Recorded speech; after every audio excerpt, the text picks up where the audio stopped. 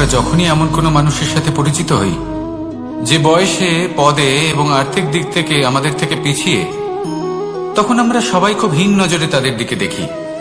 মনেই করি না যে সেই ব্যক্তির নিজস্ব একটা অস্তিত্ব রয়েছে, তার নিজেরও একটা মাহাত্ম্য রয়েছে। আমাদের মনেই হয় না যে আমাদের সামনে দাঁড়িয়ে থাকার যোগ্যতা আছে তাদের। চলুন আপনাকে একটা প্রশ্ন করি, শূন্যের নিজস্ব মূল্য কোথায়? আপনি বলবেন কিছুই না। শূন্যের আবার নিজস্ব মূল্য কোথায়? কিন্তু যখন এই শূন্যই কোনো সংখ্যার সাথে এসে যুক্ত হয়ে যায়, কোনো অঙ্কের সাথে এসে যুক্ত হয়ে যায়, তখন তার মূল্য অনেক গুণ বৃদ্ধি পায়। অর্থাৎ এই শূন্যের মূল্য অবশ্যই আছে। আর আমাদের জীবনেও এমন কিছু ব্যক্তি থাকেন, তাদের দেখে মনে হয় যে এদের কোনো মূল্যই নেই। কিন্তু যখন এই ব্যক্তি কারোর সাথে এসে জুড়ে যান, তখন তার মূল্য সেই ব্যক্তির বৃদ্ধি ঘটায়। এই সংসারে এমন কোনো ব্যক্তি নেই যার কোনো মূল্য নেই। যদি আমরা ধনুকের কথা বলি, তাহলে তার জন্য একটি দড়ির প্রয়োজন হয়, যেটি প্রত্যঞ্চা হিসেবে ব্যবহৃত হয়। যদি এই প্রত্যঞ্চা না থাকে, তাহলে ধনুকের কোনো মূল্যই থাকে না। যদি প্রত্যঞ্চা না থাকে, তাহলে ধনুকের অস্তিত্ব অসম্পূর্ণ থেকে যায়। এই সংসারে যে কোনো ব্যক্তি হোক বা যে কোনো বস্তু হোক, প্রত্যেকের নিজস্ব একটি মূল্য আছে। তার সম্মান করুন, সামনে অগ্রসর হন, আর আমার সাথে ভালোবেসে বলুন, রাধা রাধা। সুখ, দুঃখ এবং শক্তি, এই তিন হলো এই সংসারের ত্রিদেবের মতো। আমাদের জীবনে যা কিছু ঘটছে, এই তিনটির ভিত্তির উপরেই হচ্ছে। আসলে এই সংসারের একটা নিয়ম আছে, যখনই আপনি কিছু লাভ করেন, এই সংসার আপনার পরীক্ষা নেয়। এটা জানার জন্য আপনার পরীক্ষা নেয় যে আপনি যা কিছুই লাভ করেছেন, আপনি কি আদৌ সেটার যোগ্য কিনা। ঠিক সেইভাবেই এই সুখ, দুঃখ এবং শক্তি আপনার পরীক্ষা নিয়ে থাকে। যখন সুখ আসে, তখন সে আপনার পরীক্ষা নেয় যে আপনার মধ্যে অহংবোধ জাগ্রত হয়নি তো। যদি অহংবোধ চলে আসে, তাহলে সুখ সেখানেই সঙ্গ ত্যাগ করে। দুঃখ আপনার ধৈর্যের পরীক্ষা নিতে থাকে, আর যদি আপনার মধ্যে ধৈর্য না থাকে, তাহলে এটা আপনাকে আরো বেশি দুঃখের গভীর অন্ধকারে ঠেলে দেবে। সেখানে শক্তি পরীক্ষা নেয় আপনার বিনম্রতার। যদি আপনি বিনম্র না হন, তাহলে হয় এই শক্তি আপনার সঙ্গ ত্যাগ করবে, নয় এই শক্তি বিনম্রতার অভাবে আপনার পতনের কারণ হতে পারে। এই সংসারে যে কোনো ব্যক্তি যিনি এই পরীক্ষায় উত্তীর্ণ হয়ে থাকেন, এই জীবনে তিনি সাফল্য লাভ করেন। আসুন আমার সাথে ভালোবেসে বলুন, রাধা রাধা। মানুষের জীবনে উন্নতি লাভ করার জন্য তিনটি স্তম্ভের প্রয়োজন হয়। প্রথম স্তম্ভ শিক্ষা। এই শিক্ষা আমাদের জ্ঞান প্রদান করে। দ্বিতীয় স্তম্ভ ব্যবসা, যার দ্বারা আমরা ধন উপার্জন করি। তৃতীয় স্তম্ভ হলো আমাদের ঈশ্বর, আমাদের ইষ্ট। এনার সাথে যদি আমরা জুড়ে থাকতে পারি, তাহলে এমন একটা মানসিক বল আপনি লাভ করবেন, যেটা এই সংসারে আর কোথাও পাওয়া সম্ভব নয়। কিন্তু মানুষ অনেক সময় জীবনে এই তিনটি স্তম্ভ লাভ করা সত্ত্বেও সামনে অগ্রসর হতে পারেন না। তখনও জীবনে কঠিন পরিস্থিতি আসতেই থাকে। এমনটা ঠিক কেন হয়? কারণ সে জীবনে এই তিনটি স্তম্ভ লাভ করে নেয়, জীবনে প্রয়োগও করে, কিন্তু তার ভিতের কথা সে ভুলেই যায়। যেমন প্রথম স্তম্ভ অর্থাৎ শিক্ষা। এই শিক্ষার আধার হলো শুভ চেতনা। যদি অন্তরে শুভ চেতনা না থাকে, তাহলে এই শিক্ষার কোনো গুরুত্ব থাকে না। দ্বিতীয় স্তম্ভ ব্যবসা। পরিশ্রম করে উপার্জন করতে হবে, এই কথাটা আমরা সবাই জানি এবং সবাই চেষ্টাও করি। কিন্তু ব্যবসা করতে করতে আমরা এটা ভুলে যাই আমাদের ব্যবহার কেমন হয়ে পড়েছে। এই ব্যবহার যদি শুভ হয়, তাহলে আমাদের উপার্জন আস্তে আস্তে একটা স্থির জায়গায় এসে পৌঁছবে। এবং তৃতীয় স্তম্ভ আমাদের ভগবান। যদি ওনার শরণে আপনি যেতে চান, তাহলে তার পূর্বে নিজের মা বাবাকে সেবা করুন, তাদের যত্ন করুন, তাদেরকে ভালোবাসুন, কারণ ওনারাই হলেন এই সংসারে আপনার সব থেকে বড় ইষ্ট। তাহলে 3 স্তম্ভের সাথে সাথে তাদের আধারকেও নিজের জীবনে প্রাধান্য দিন। কোনো সমস্যা আসবে না, জীবনে একের পর এক উন্নতি করবেন এবং এই মন প্রসন্ন হয়ে বলবে রাধা রাধা। মানুষের এই সংসারে জীবনযাপন করার জন্য কিছু জিনিসের প্রয়োজন পড়ে। এমন কিছু আবেগ, এমন কিছু বস্তু আছে যেগুলো তার প্রয়োজন হয়, কিন্তু সব থেকে বেশি যে জিনিসটা তার প্রয়োজন হয় সেটা হলো সম্মানের। আমাদের ভালো লাগে যখন কেউ আমাদের সম্মান করে, আমরা কাউকে সম্মান করলে তারও সেটা ভালো লাগে। কিন্তু আপনি দেখবেন যে সংসারে বেশিরভাগ মানুষ 2টি মাপদণ্ডের ভিত্তিতে সম্মান করেন, হয় বয়স দেখে করেন বা উপার্জন দেখে, অর্থাৎ সেই ব্যক্তি কতটা উপার্জন করেন। এবার ভেবে দেখুন, এটা আবশ্যক নয় কারোর বয়স যদি বেশি হয় তার বুদ্ধিও ততটাই বেশি হবে। আবশ্যক এটাও নয় যে কোনো ব্যক্তি যদি অত্যন্ত ধনী হন বা তার মনও নির্মল হবে বা তিনি সৎকর্ম করবেন বা এমন কোনো কর্ম করবেন যাতে উনি সম্মান লাভ করতে পারেন। হতে পারে উনি ধনী কিন্তু দুশ্চরিত্র। সেই জন্য বয়স বা উপার্জন দেখে কোনো ব্যক্তিকে সম্মান করবেন না, কর্ম দেখুন। যদি গভীরভাবে ভেবে দেখেন তাহলে দেখবেন যদি কোনো মানুষ কোনো সৎকর্ম করেন তাহলে তার প্রতি হৃদয় থেকে সম্মান জাগ্রত হয়। এটাই হলো সেই সম্মান যা অর্জন করতে হবে। বয়স আজ আছে, কাল আরো বৃদ্ধি পাবে। উপার্জন আজ আছে, কাল সেটা কমে যেতেও পারে। কিন্তু যদি আপনি নিরন্তর শুভকর্ম করতে থাকেন তাহলে আপনি মৃত্যুর পরেও অমর হয়ে থাকবেন। আসুন আমার সাথে ভালোবেসে বলুন রাধা রাধা। ভয়ের সাথে আমরা সবাই পরিচিত, কষ্টও আমরা সবাই পেয়েছি। কখনো কখনো আমরা অসুস্থ হয়ে পড়ি, আর এমন সময় হলে মাতার মমতা, কখনো বাবার স্নেহ, কখনো বন্ধুদের পাশে থাকার অনুভূতি আমাদের রোগ নিরাময়ে সাহায্য করে। কখনো যদি আমরা নিরাশ হয়ে পড়ি, তখন যদি আমাদের কোনো আপনজন আমাদের দুটো ভালো কথা বলে তখন আমাদের মনোবল বেড়ে যায়। ঠিক তেমন সংসারের এই রঙ্গমঞ্চে যদি আপনি পীড়িত অনুভব করেন, কিছু শুভ কথা আলোচনা করুন, কিছু স্তুতি গান করুন, কিছু মুহূর্তের জন্য হলেও নিজের ইষ্টদেবের কথা স্মরণ করুন আর প্রার্থনা করুন। সাহস বাড়বে, শক্তিও বৃদ্ধি পাবে এবং সামনে এগিয়ে চলার পথও দেখতে পাবেন। তখন এই মন প্রসন্ন হয়ে বলবে রাধা রাধা। মানুষের জীবনে উন্নতি লাভ করার জন্য 3টি স্তম্ভের প্রয়োজন হয়। প্রথম স্তম্ভ শিক্ষা। এই শিক্ষা আমাদের জ্ঞান প্রদান করে। দ্বিতীয় স্তম্ভ ব্যবসা, যার দ্বারা আমরা ধন উপার্জন করি। তৃতীয় স্তম্ভ হলো আমাদের ঈশ্বর, আমাদের ইষ্ট। এনার সাথে যদি আমরা জুড়ে থাকতে পারি তাহলে এমন একটা মানসিক বল আপনি লাভ করবেন যেটা এই সংসারে আর কোথাও পাওয়া সম্ভব না। কিন্তু মানুষ অনেক সময় জীবনে এই 3টি স্তম্ভ লাভ করা সত্ত্বেও সামনে অগ্রসর হতে পারেন না। তখনও জীবনে কঠিন পরিস্থিতি আসতেই থাকে। এমনটা ঠিক কেন হয়? কারণ সে জীবনে এই 3টি স্তম্ভ লাভ করে নেয়, জীবনে প্রয়োগও করে, কিন্তু তার ভিতের কথা সে ভুলেই যায়। যেমন প্রথম স্তম্ভ অর্থাৎ শিক্ষা। এই শিক্ষার আধার হলো শুভ চেতনা। যদি অন্তরে শুভ চেতনা না থাকে তাহলে এই শিক্ষার কোনো গুরুত্ব থাকে না। দ্বিতীয় স্তম্ভ ব্যবসা। পরিশ্রম করে উপার্জন করতে হবে, এই কথাটা আমরা সবাই জানি এবং সবাই চেষ্টাও করি। কিন্তু ব্যবসা করতে করতে আমরা এটা ভুলে যাই আমাদের ব্যবহার কেমন হয়ে পড়েছে। এই ব্যবহার যদি শুভ হয় তাহলে আমাদের উপার্জন আস্তে আস্তে একটা স্থির জায়গায় এসে পৌঁছবে। এবং তৃতীয় স্তম্ভ আমাদের ভগবান। যদি ওনার স্মরণে আপনি যেতে চান তাহলে তার পূর্বে নিজের মা বাবাকে সেবা করুন, তাদের যত্ন করুন, তাদেরকে ভালোবাসুন, কারণ ওনারাই হলেন এই সংসারে আপনার সব থেকে বড় ইষ্ট।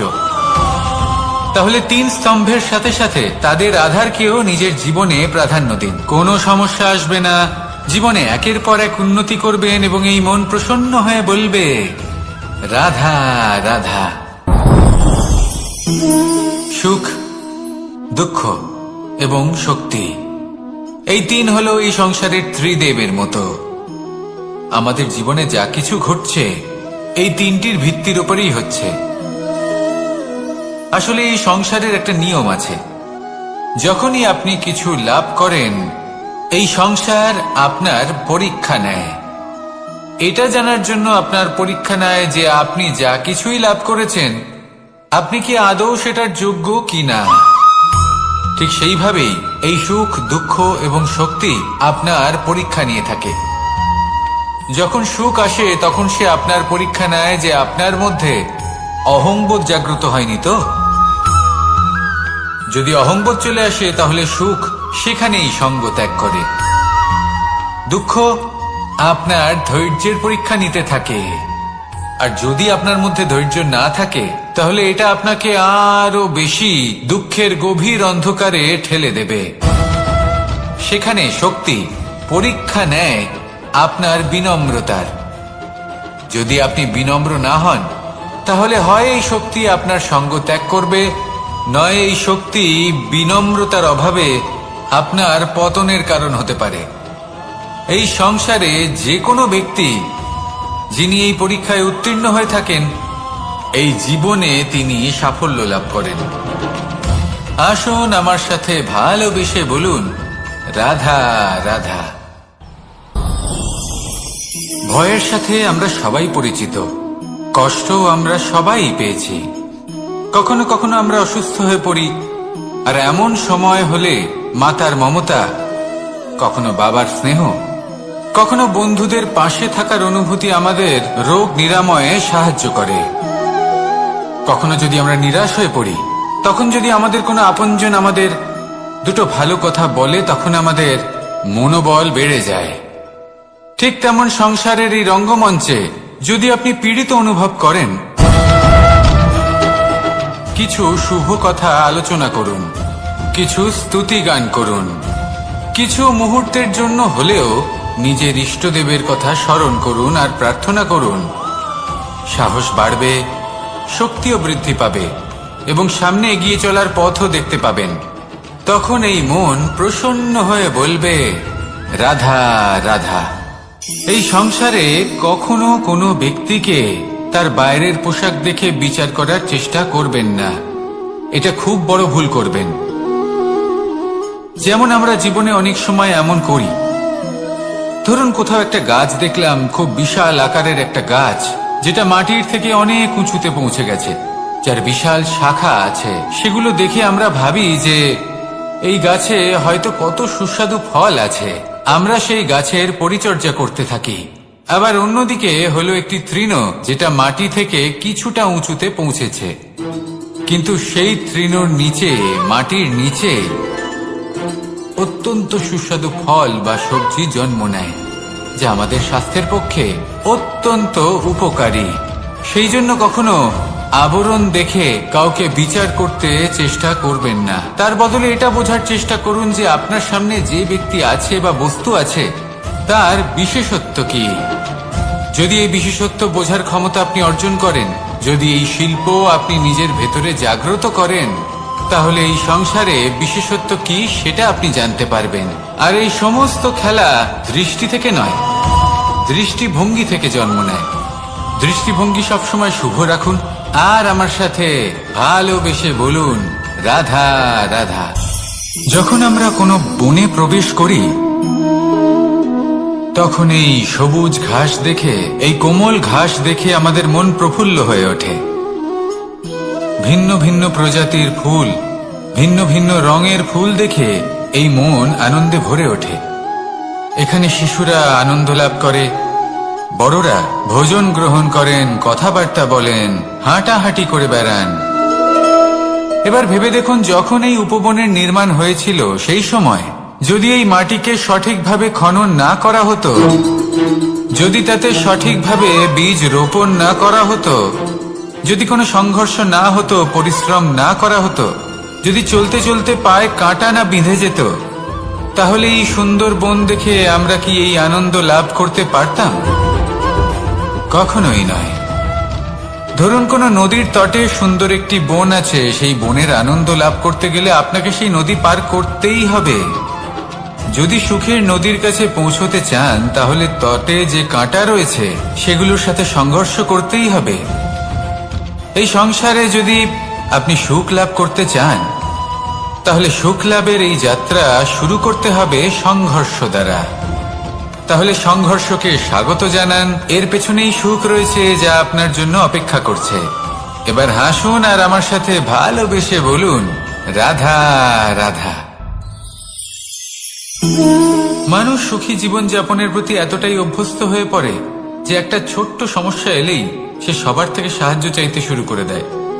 সে সাহায্য লাভও করে এবং সেই সংকট থেকে সে বেরিয়েও আসে। কিন্তু এই সাহায্য কিছু মুহূর্তের, আর কিছু মুহূর্তের হলো এই দুঃখ। এই দুই মুহূর্তের সাহায্যের জন্য আজীবন আপনি তার কাছে ঋণী হয়ে থাকেন। আর মানবিকতার খাতিরে আপনার মনে কৃতজ্ঞতা জেগে ওঠে, আর সেই কৃতজ্ঞতা বোধ হলো যে আপনি কখনো সেই ব্যক্তিকে ছাপিয়ে যেতেই পারবেন না। সেই জন্য জীবনে সবসময় চেষ্টা করবেন নিজেকে প্রস্তুত রাখতে সেই সব সমস্যার জন্য, সেই সব বাধার জন্য যেগুলো আপনার জীবনে আসতে পারে। ততক্ষণ সাহায্য চাইবেন না যতক্ষণ না অন্য কোনো পথ না থাকছে। সাহায্য চাওয়া অনুচিত নয়, কিন্তু সাহায্য চাইলে এবং সাহায্য পেলে আপনি আজীবন কৃতজ্ঞ এবং ঋণী হয়ে থাকবেন। আর তারপর একদিন আপনি পরিবর্তন দেখতে পাবেন যে কিভাবে আপনি ছোট ছোট সমস্যার জন্য সাহায্য না চেয়ে বড় বড় সমস্যার সম্মুখীন হতে প্রস্তুত হয়ে গেছেন। এটাই হলো সংসারের নীতি। এটাই পালন করুন আর আমার সাথে ভালোবেসে বলুন, রাধা রাধা। আপনি কখনো কাউকে পর্বতে আরোহণ করতে দেখেছেন? বা আপনি কখনো নিজে কোনো পর্বতে আরোহণ করেছেন? করে থাকলে আপনি এই বিষয়ে অবশ্যই জানবেন যে যখন আমরা শিখরের দিকে এগোই, ওপরের দিকে এগিয়ে চলি, তখন আমাদের একটু ঝুঁকে পথ চলতে হয়। তখনই আমরা সেই পর্বত আরোহণ করতে পারি। কিন্তু যে ব্যক্তি নিচের দিকে ফিরে আসছেন তিনি কিন্তু ঝুঁকে চলেন না, তিনি দৃঢ়ভাবে সোজা হয়ে নিচে নামেন। এই ভারসাম্য বজায় রাখার এই খেলাতে সংসারের একটা সার লুকিয়ে রয়েছে। যদি আপনিও জীবনে উঁচুতে উঠতে চান, শিখরে পৌঁছতে চান, তাহলে আপনাকেও নত হয়ে বিনম্র হয়ে সামনে এগোতে হবে। সেখানে যদি আপনি বুক চিতিয়ে উদ্ধতভাবে অহংকার বোধ নিয়ে চলতে থাকেন, সেখান থেকেই আপনাকে নিচে নামতে হবে। কোনো ব্যক্তি তার বিনম্র স্বভাব দেখেই বোঝা যায় যে সেই ব্যক্তি সাফল্যের শিখর দেশে আরোহণ করছে নাকি নিচে তথা খাদের দিকে যাত্রা করছে। তাই সবসময় বিনম্র থাকুন, শ্রেষ্ঠ কর্ম করুন, পরিশ্রম করুন আর আমার সাথে ভালোবেসে বলুন, রাধা রাধা। মানুষের জীবনে স্বচ্ছতার একটা আলাদা গুরুত্ব আছে। যদি আপনি নিজেকে স্বচ্ছ রাখেন তাহলে আপনার নিজেরও ভালো লাগবে, সামনের ব্যক্তিরও ভালো লাগবে, একটা অন্যরকম প্রভাব পড়বে। কিন্তু একজন শ্রেষ্ঠ ব্যক্তি কিভাবে হয়ে ওঠা সম্ভব? যার মধ্যে গুণ আছে, শিক্ষা আছে, শুভ চেতনা আছে, যিনি সৎকর্ম করেন। কিভাবে হব সেই ব্যক্তি যার মধ্যে জ্ঞান আছে? শুধুমাত্র স্বচ্ছ থাকলে তো তা হওয়া সম্ভব নয়। প্রথমে আপনাকে বুঝতে হবে যে মানুষের মধ্যে চারটি মূল তত্ত্ব আছে। প্রথম হলো তার শরীর, যার দ্বারা উনি যে কোনো কর্ম করে থাকেন। দ্বিতীয় তত্ত্ব হলো তার মন, যার দ্বারা কোনো কর্ম করার জন্য সে নিজেকে প্রেরণা দিতে থাকে। তৃতীয় তত্ত্ব হলো বুদ্ধি, যে কর্ম আমরা করতে চাই, যে লক্ষ্যে আমরা পৌঁছতে চাই, সেটা আমরা কিভাবে কোন পথে করব সেটা স্থির করা যায় বুদ্ধি দিয়ে। আর চতুর্থ তত্ত্ব হলো আত্মা। আত্মা হলো এমন এক তত্ত্ব যার কোনো সমাপ্তি নেই। আত্মা হলো অজয়, কিন্তু এরও শুদ্ধিকরণের প্রয়োজন হয়। এই চারটি তত্ত্বের শুদ্ধিকরণ করতে থাকুন, এতে নির্মল রাখুন, শুদ্ধ রাখুন। এবং এটা কিভাবে হবে? শুভ চেতনা দ্বারা, জ্ঞানের দ্বারা, এবং সব থেকে বেশি গুরুত্বপূর্ণ প্রেমের দ্বারা। আসুন আমার সাথে ভালোবেসে বলুন, রাধা রাধা। এই জীবনে তিনটি গুরুত্বপূর্ণ শব্দ আছে যা বোঝা আমাদের কাছে খুব গুরুত্বপূর্ণ, এবং এই তিনটি শব্দের নিজস্ব অর্থ আছে। প্রথম হলো সঙ্গবদ্ধতা, অর্থাৎ একসাথে মিলে কাজ করতে হবে, একসাথে মিলে পরিশ্রম করতে হবে, সামনে এগোতে হবে। এরকম করতে পারলে আপনার শক্তি বৃদ্ধি পাবে, আপনার ক্ষমতা বৃদ্ধি পাবে, আপনি এগোতে পারবেন এবং অনেক দূরে যেতে পারবেন। দ্বিতীয় হলো আত্মবিশ্বাস। হেরে যাওয়া বস্তুও আবার জিতে নিতে পারবেন। যদি আপনার নিজের আত্মবিশ্বাস থাকে তাহলে আপনি কখনো পরাজিত হবেন না। এবং তৃতীয় হলো অহংকার। জয়লাভ করার পরেও কিন্তু এটা আপনাকে পরাজিত করতে পারে। সেই জন্য জীবনে সঙ্গবদ্ধ হন, আত্মবিশ্বাস রাখুন, কিন্তু কখনোই অহংকার করবেন না। এই অহংকার আপনার থেকে সবকিছু কেড়ে নিতে পারে। এই অহংকারের জন্যই মথুরাপতি কংস নিজের পতনের দিকে অগ্রসর হয়েছিলেন। এই অহংকারকে ত্যাগ করুন আর আমার সাথে ভালোবেসে বলুন, রাধা রাধা। এই সংসারে সব থেকে বেশি কঠিন কাজ কোনটা? কেউ বলবেন যুদ্ধ করা, কেউ বলবেন ধন অর্জন করা, আবার কেউ বলবেন জ্ঞান অর্জন করা সব থেকে বেশি কঠিন। এবার প্রত্যেক ব্যক্তির নিজস্ব অভিজ্ঞতা আছে আর সেই অনুসারে তার নিজস্ব একটা উত্তর আছে। সাধারণভাবে দেখতে গেলে এই সংসারে সব থেকে কঠিন হলো তপস্যা করা, অর্থাৎ সব কিছু ত্যাগ করে তপস্যায় নিজেকে বিলীন করে দেওয়া। এবার এর থেকে বেশি কঠিন এই সংসারে আর কি বা হতে পারে? এই সংসারে, এই সমাজে, নিজের পরিবারের মধ্যে থেকেও ধৈর্য ধরে সামনে অগ্রসর হওয়া, এটা হলো সব থেকে কঠিন কাজ। কারণ যখন আপনি তপস্যা করেন তখন সেখানে আপনার ধৈর্য ভাঙার মতো কেউ থাকেন না, না কোনো বন্ধু, না কোনো আত্মীয়, না কোনো শত্রু, কেউ না। কিন্তু যখন আপনি এই সমাজে, এই পরিবারে থাকেন, কোনো না কোনো ব্যক্তি এসে আপনার ধৈর্যের বাঁধ ভেঙে দেওয়ার ক্ষমতা রাখেন। তারা আপনার ধৈর্যের বাঁধ ভেঙে দেয়, আর কখনো কখনো তারা অনিচ্ছাকৃতভাবেই সেটা করে থাকেন। কারণ তাদের মানসিকতা আপনার থেকে আলাদা, তাদের কর্ম আপনার থেকে আলাদা, তাদের দৃষ্টিভঙ্গি আপনার থেকে আলাদা, জীবন যাপন আপনার থেকে আলাদা। সেক্ষেত্রে আপনি ধৈর্যচ্যুত হন, প্রসন্নতা আপনার থেকে ছিনিয়ে নেওয়া হয়। সেই জন্য এই সংসারে, এই পরিবারের থেকেও ধৈর্য ধরে সামনে অগ্রসর হওয়া কোনো পর্বতের শিখরে গিয়ে তপস্যা করার থেকেও অনেক বেশি কঠিন। আর যে ব্যক্তি এই সমাজেই, এই পরিবারে, সেই সকল মানুষের মধ্যে থেকে গিয়েও ধৈর্য ধরে অগ্রসর হতে থাকেন, যারা এই কাজটা শিখে নিতে পারেন, তারাই কিন্তু জীবনে আনন্দ লাভ করতে পারেন। এই ধৈর্যই শেষে আপনার জীবনে প্রসন্নতা বহন করে আনবে। তাই ধৈর্য ধরে জীবনের পথে অগ্রসর হন আর আমার সাথে ভালোবেসে বলুন, রাধা রাধা। আমরা যখনই কোনো গাছের চারা রোপণ করি তখন সবার আগে পরীক্ষা করে দেখি যে যেখানে আমরা চারা রোপণ করতে চলেছি সেখানকার মাটি আদৌ উর্বর কিনা, সেই মাটি সেই চারাকে বাড়তে সাহায্য করবে কিনা। যখন একটা চারা রোপণের আগে আমরা এত কিছু ভাবতে পারি, তাহলে কাউকে বিশ্বাস করার আগে আমরা কেন ভাবি না?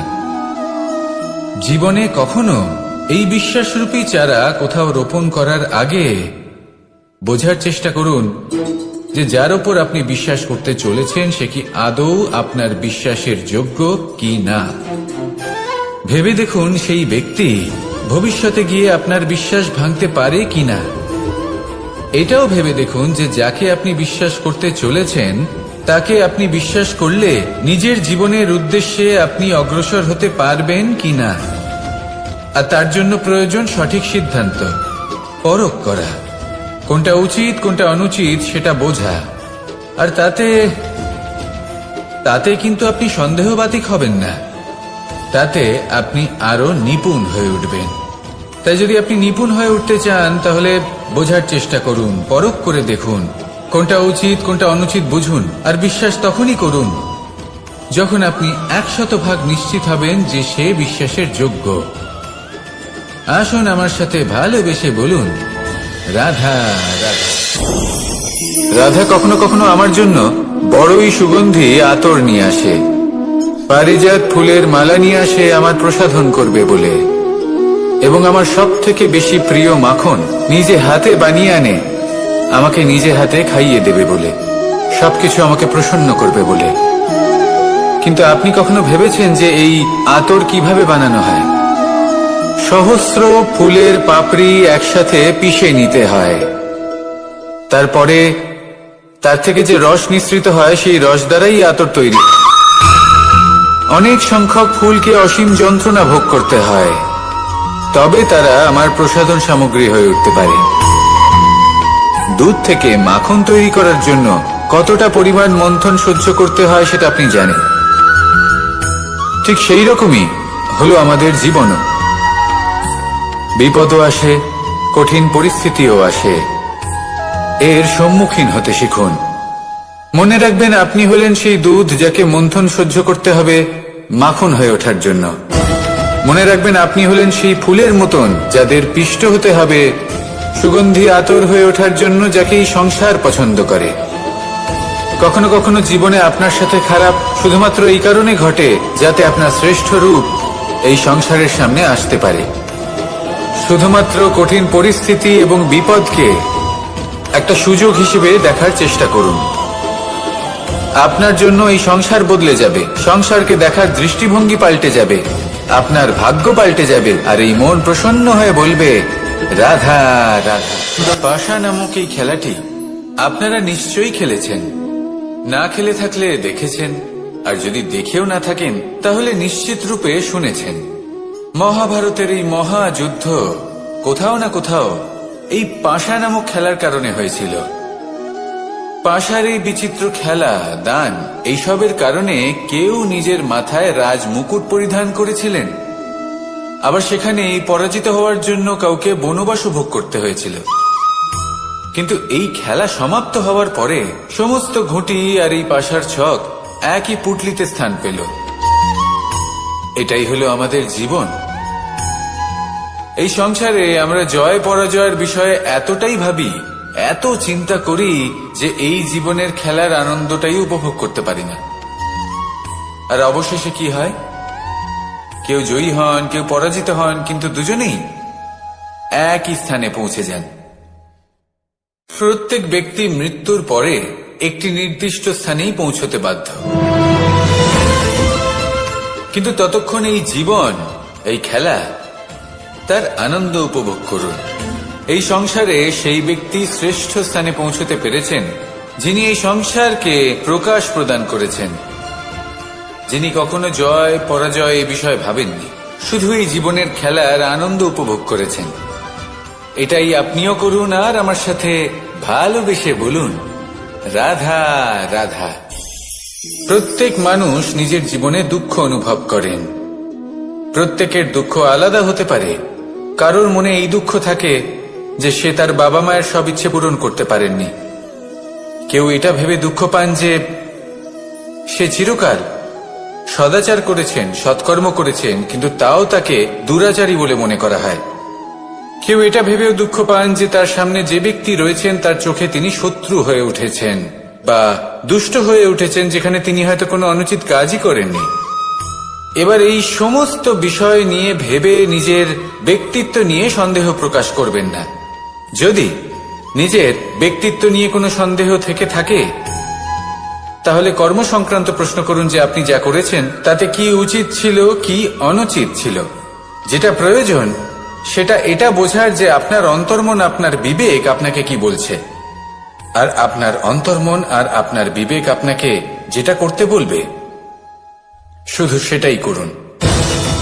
আর তারপরে এই সংসার কি বলবে, কি ভাববে সেসব নিয়ে ভাবতে যাবেন না, কারণ এই সংসার তো ঈশ্বরকেও প্রশ্ন করে থাকে, ঈশ্বরকেও দোষী মনে করে। কখনো কখনো যখন কোনো ঘটনা মানুষের ইচ্ছা অনুযায়ী ঘটে না, তখন মানুষ এটা বলে যে হে ঈশ্বর, আপনি আমার পাশে থাকলেন না, আপনি বড়ই কঠোর, এটা আপনার দোষ। যেখানে বেশিরভাগ সময় হয়তো সে নিজেই নিজের কর্মফল ভোগ করছে, আর কখনো কখনো ঈশ্বর হয়তো তার জন্য আরো ভালো কোনো পরিকল্পনা করে রেখেছেন, কিন্তু মানুষ সেটা বুঝতে পারে না। তাই দিনের শেষে যেটা প্রয়োজন সেটা হলো নিজের মনের কথা বুঝতে হবে। আপনার বিবেক কি বলছে শুধু সেটাই করুন, আর সামনে এগোতে থাকুন। আমার সাথে ভালোবেসে বলুন, রাধা রাধা। পরিবর্তন, এটা হলো সৃষ্টির অমূল্য নিয়ম। এই সংসারে সবকিছু সময়ান্তরে পরিবর্তিত হয়, এই সময়ও পরিবর্তিত হয়। পরিবর্তন চিরকাল হয়ে এসেছে আর চিরকাল হতে থাকবে, কিন্তু এবার আমরা সেই পরিবর্তন কিভাবে লাভ করব যেটা আমাদের প্রয়োজন, যেটা আমরা চাই। আমরা জীবনে বিকাশ চাই। এই বিকাশ কিভাবে লাভ করতে পারি? এই প্রকৃতি কিন্তু আমাদের অত্যন্ত উত্তম উদাহরণ দিয়ে বুঝিয়েছে। একটি বিন্দুর উদাহরণ দিয়েছে যা ভবিষ্যতে একটা বিশাল নদীর আকার ধারণ করে। এটা কিভাবে হয়? মেঘ থেকে একটি বিন্দু ঝরে পড়ে সেই পর্বতের ওপর যেখানে হিম আছে। সেই হিমের সংস্পর্শে আসা মাত্র সেই বিন্দুর সাথে আরো বেশ কিছু বিন্দু যুক্ত হয়, তারপর তারা অগ্রসর হয়, আরো কিছু বিন্দু যুক্ত হয়, আস্তে আস্তে একটা ক্ষীণ ধারার রূপ ধারণ করে, এবং সেটাই ভবিষ্যতে আরো এগোতে থাকে। অনেকটা যাওয়ার পর যখন অনেক সংখ্যক বিন্দু একসাথে যুক্ত হয়, তখন সেটা বিশাল নদীর আকার ধারণ করে। এবার আমরা মানুষ বলে আমাদের সাথে এই নিয়মের অন্যথা হয় তা নয়। আমরাও এই প্রকৃতির অংশ, আমাদের ক্ষেত্রেও একই নিয়ম প্রযোজ্য। যখন পরিশ্রম করে অনেক সংখ্যক বিন্দু আমরা একত্রিত করব, তখনই পরিবর্তনের নদী প্রবাহিত হবে। প্রয়োজন হল নিরন্তর পরিশ্রম করা এবং ধৈর্য ধরা। এটা করতে থাকুন, জীবনে সবকিছু লাভ করতে পারবেন, কারণ প্রকৃতি আমাদের এটাই শিখিয়েছে, আর আমরা এই ব্রহ্মরই একটি অংশ, যার দ্বারা এই ব্রহ্মাণ্ড নির্মিত। আসুন আমার সাথে ভালোবেসে বলুন, রাধা রাধা। কখনো এই প্রকৃতির দিকে তাকিয়ে থাকবেন। এই প্রকৃতি অনেক ধরনের শিক্ষা দেয়। কোন একটা গাছকে দেখুন কিভাবে সে মাটি থেকে জল শুষে নেয়। সে ঝড় হোক বা হোক কড়া রোদ সব সহ্য করে, এবং অবশেষে সে ফল ধারণ করে। আর সেই ফল উৎপন্ন করার পরে সে ফল কিন্তু সে নিজে গ্রহণ করে না, এই সংসারকে প্রদান করে, যাতে পশু পাখি মানুষ তারা এই ফল গ্রহণ করে শক্তিশালী হয়ে উঠতে পারে, সুস্থ থাকতে পারে। সেভাবেই নদী, সরোবর এরা নিজেরাও কিন্তু নিজেদের জল গ্রহণ করে না, মাটিকে প্রদান করে, পশু পাখিকে প্রদান করে। সূর্য নিজেও নিজের জন্য প্রজ্বলিত হয় না, সে প্রকাশ ছড়িয়ে দিতে চায় আমাদের সবার কাছে, সে আলো পৌঁছে দিতে চায়। এই প্রত্যেকের কর্মে পরমার্থ নিহিত আছে, আর সেই জন্যই এদের সকলকে পুজো করা হয়। তাই মনে রাখবেন, আপনার কাছে জীবন যাপনের অতিরিক্ত যা কিছুই আছে তা পরমার্থের জন্য। তাহলে তার সদ্ব্যবহার করুন, আর আমার সাথে ভালোবেসে বলুন, রাধা রাধা। আমরা প্রত্যেকেই অবশ্যই এমন সময় দেখেছি যখন অনেকগুলো সমস্যা একসাথে আমাদের জীবনে এসে পড়ে। সমস্যা আমাদের প্রত্যেকের জীবনেই থাকে, আমরা তার সমাধান খুঁজতে চেষ্টা করি, কখনো সমাধান খুঁজে পাই, আবার কখনো যতই চেষ্টা করি না কেন কোনো সমাধান খুঁজেই পাই না। আর যখন এটা হয় তখন মানুষ অত্যন্ত বিচলিত হয়ে পড়েন। নিজের আত্মীয় স্বজন, নিজের বন্ধু বা সংসার এদের ওপরে এই দোষ চাপিয়ে দেন যে এদের জন্যই এই সমস্যা এসেছে। এবার যদি আমি আপনাকে কোনো পরামর্শ দিই তাহলে এটাই বলবো যে দৃষ্টিভঙ্গি পাল্টে দেখুন। এই দৃষ্টিভঙ্গি দিয়ে দেখুন যে এই সংসারে যে সমস্যাই আসুক না কেন তার জন্য কেউ দোষী নয়, না আপনি না অন্য কেউ। এই পুরো খেলাটাই আপনার মানসিকতা, আপনার দৃষ্টিভঙ্গির, আপনার মনের। কিভাবে বোঝাচ্ছি? যখন আমাদের মন শক্ত থাকে তখন কঠিন থেকে কঠিনতর পরিস্থিতিও আমাদের জীবনে খুব বেশি হলে প্রতিস্পর্ধা হয়ে থেকে যায়। সেখানে যদি আমাদের মন দুর্বল থাকে, তখন অল্প কঠিন পরিস্থিতিও আমাদের কাছে খুব বড় সমস্যা হয়ে যায়, তাই না? একটা শক্ত মন কঠিন পরিস্থিতিকে প্রতিস্পর্ধা হিসেবে দেখে আর তার মধ্যে ওটা সুযোগ খুঁজে নেয়। আমাদের শুধু এটাই করতে হবে। এই সংসারে অন্য কাউকে দোষী মনে করলে আপনার সমস্যা দূর হয়ে যাবে না। সেই জন্য এই সংসারকে দোষ দেওয়ার বদলে এই সমস্যার মূলে চলে যান, সেটাকে বুঝুন, নিজের এই মনকে শক্ত করে তুলুন।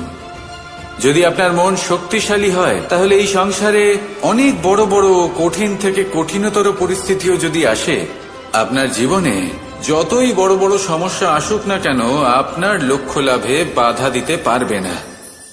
আসুন আমার সাথে ভালোবেসে বলুন, রাধা রাধা। আমরা সবাই পাথর দেখেছি, পর্বতও দেখেছি, শুকনো পাতাও দেখেছি, শ্যামল বনানীও দেখেছি। কখনো ভেবেছেন পাথরের অস্তিত্ব কিন্তু ততক্ষণ পর্যন্ত যতক্ষণ সে পর্বতের গায়ে আটকে থাকে। যখন সেই পর্বত থেকে সেই পাথর ভিন্ন হয়ে যায় ও নিজের অস্তিত্ব হারিয়ে ফেলে, আস্তে আস্তে কখনো পাথর কেটে বা কখনো পিষ্ট হয়ে সেই পাথর আস্তে আস্তে মাটিতে পরিণত হয় এবং পূর্ণরূপে নিজের অস্তিত্ব হারিয়ে ফেলে। এটাই পাতার সাথেও হয়। এই পাতা যতক্ষণ গাছের ডালের সাথে যুক্ত ততক্ষণ তার অস্তিত্ব থাকে। যখনই ডাল থেকে বিচ্ছিন্ন হয়, সেও নিজের অস্তিত্ব হারিয়ে ফেলে। আর এটাই আমাদের সাথেও হয়। যতক্ষণ আমরা নিজেদের আপনজনের সাথে যুক্ত থাকি, আমাদের অস্তিত্ব বজায় থাকে। যখন আপনজনদের সাথে সম্পর্ক ছিন্ন করি, তখন আমরাও আমাদের অস্তিত্ব হারিয়ে ফেলি। এবার এই সংসারের প্রত্যেক ব্যক্তি স্বতন্ত্র থাকতে চান, আর অনেক ব্যক্তি স্বতন্ত্র থাকবেন বলে আপনজনদের দূরে করে দেন আর তাদের সাথে এই সম্পর্ক ছিন্ন করেন। এটা কি সত্যি প্রয়োজন? আপনজনদের সাথে সম্পর্ক ছিন্ন করে নিজের অস্তিত্ব হারিয়ে ফেলা প্রয়োজনীয়, নাকি আপনজনদের সাথে সম্পর্ক বজায় রেখে নিজেদের স্বতন্ত্র করে রাখা সেটা আবশ্যক? নির্বাচন আপনারই। আসুন আমার সাথে ভালোবেসে বলুন, রাধা রাধা। আপনি কি কখনো নৌকা যাত্রা করেছেন? করে না থাকলেও নিশ্চয়ই দেখেছেন যে এই জল যা নিজের অন্তরে সব কিছু সমাহিত করে নিতে পারে, এই নৌকা সেই জলের ওপরেই ভেসে থাকে। নদীর স্রোত কাটিয়ে সে সামনে অগ্রসর হয়। কিন্তু যদি এই নৌকায় কোনো ছিদ্র হয়, তাহলে কিন্তু সেই নৌকা ডুবে যাবে। আর এতে কোনো তফাৎ হবে না যে সেই ছিদ্র ছোট নাকি বড়, নৌকা ডুবে যাবে। এই ছিদ্র হলো আমাদের জীবনে আমাদের অপগুণ, আমাদের দোষ, আমাদের বিকার। কখনো এটা ভাববেন না যে এই দোষ খুবই ছোট, এতে কিছুই যাবে আসবে না। না, সেই ছোট দোষ, সেই ছোট বিকার যদি সেটাকে শুধরে না নেন, তাহলে সেটা আপনাকে আপনার পতনের দিকে নিয়ে যাবে। শেষ পর্যন্ত এটা আপনার উপর নির্ভরশীল যে আপনি কি চান। আপনার জীবনের এই নৌকা এভাবেই ডুবে যেতে দেখবেন, নাকি নিজেকে শুধরে নিয়ে সেই নৌকার সেই ছিদ্রটাকে ভরিয়ে তুলতে চাইবেন? নির্বাচন আপনার। আসুন আমার সাথে ভালোবেসে বলুন, রাধা রাধা। জল, জলই পৃথিবীতে বেঁচে থাকার জন্য আবশ্যক তো বটেই, কিন্তু এই জল আমাদের একটা অত্যন্ত গুরুত্বপূর্ণ শিক্ষা প্রদান করে। কখনো এই জলকে দেখেছেন? যে পরিস্থিতিতেই এই জল প্রবাহিত হোক না কেন, এর উপর যা কিছুই প্রভাব থাকুক না কেন, এর পথে যতই বাধা আসুক না কেন, তার মধ্যে থেকে ও নিজের পথ ঠিক বের করে নেয়, কিন্তু নিজের প্রবাহ থামতে দেয় না, ক্রমাগত অগ্রসর হতে থাকে। সেরকমই একটা শিক্ষা যেটা আমরা জল থেকে পেয়ে থাকি, তা হলো এটা: আমরা যখন জলের দিকে তাকাই, তখন আমরা নিজের প্রতিবিম্ব দেখি, স্পষ্টভাবে দেখতে পাই। কিন্তু তখনই দেখতে পাই যখন এই জল শান্ত থাকে, স্থির থাকে। যদি এই জল অশান্ত হয়ে থাকে, স্থির না হয়, তাহলে আমরা এতে নিজের প্রতিবিম্ব দেখতে পাই না। এটাই আমাদের মনের সাথেও হয়ে থাকে।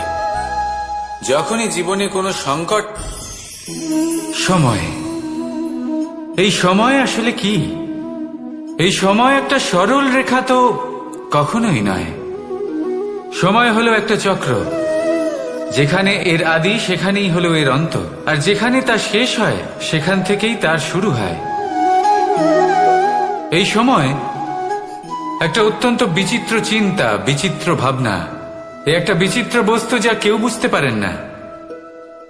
এই সময়ের লীলা, এর কোনো প্রমাণ নেই, কোনো জ্ঞান নেই, কোনো পরিমাপ নেই। শুধু এটুকু আমরা জানতে পারি, যেখানে শেষ হবে সেখান থেকে একটা নতুন সূচনাও হবে। যা আজ আপনার কাছে আছে কাল অন্য কারোর কাছে যাবে, তারপরে তার কাছ থেকেও অন্য কারোর কাছে যাবে, তারপরে তার থেকেও ছিনিয়ে নেওয়া হবে। এই নিয়তির একজনের কাছ থেকে অন্যজনের কাছে আদান প্রদানের এই সময় হলো আপনার সময়। এই সময়ের সদ্ব্যবহার করুন, এই সময়কে বাঁচুন। আপনাকে শুধু এটাই সুনিশ্চিত করতে হবে যে আপনি কোন পক্ষে আছেন। আর সত্যি বলতে কি, আপনার জীবনের পরিণাম নির্ভর করে আপনার নির্বাচনের ওপর। আপনি কোন পক্ষ নির্বাচন করছেন। তাহলে মনে রাখবেন, জীবনে সেই পক্ষই নির্বাচন করবেন যা চয়ন করার পরে আপনি সুখ অনুভব করবেন, আপনি সন্তোষ লাভ করবেন, প্রসন্নতা লাভ করবেন। আর আমি এটাই সুনিশ্চিত করব যে এই পক্ষ যেন শান্তির পক্ষ হয়, এই পক্ষই যেন প্রেমের পক্ষ হয়। তাহলে চিন্তা করবেন না, আর আসুন আমার সাথে ভালোবেসে বলুন, রাধা রাধা।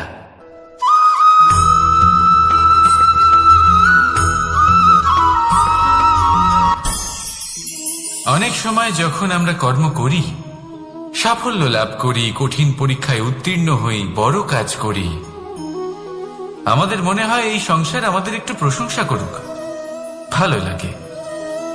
অনেকবার মনে হয় এটা হলো আমাদের কর্মের ফলই বটে, আমরা আনন্দ পাই। কিন্তু যখন আমরা এই প্রশংসা পাই না, তখন কি হয়? আমরা দুঃখী হয়ে যাই, ভেঙে পড়ি। মনে হয় যেন আমার জন্য কেউ চিন্তাই করে না, এমন মনে হয় যেন আমাদের আনন্দে অন্য কেউ আনন্দই পায় না। অনেক রকম ভাবনা আসে। কিন্তু আমি আপনাকে একটা প্রশ্ন করতে চাই, আপনি যে কাজই করেন না কেন, যে কর্মই করেন না কেন, তা কি শুধুমাত্র প্রশংসার জন্য করেন?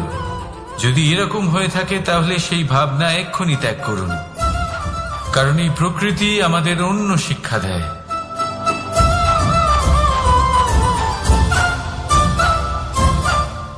এই ফুলকে দেখুন,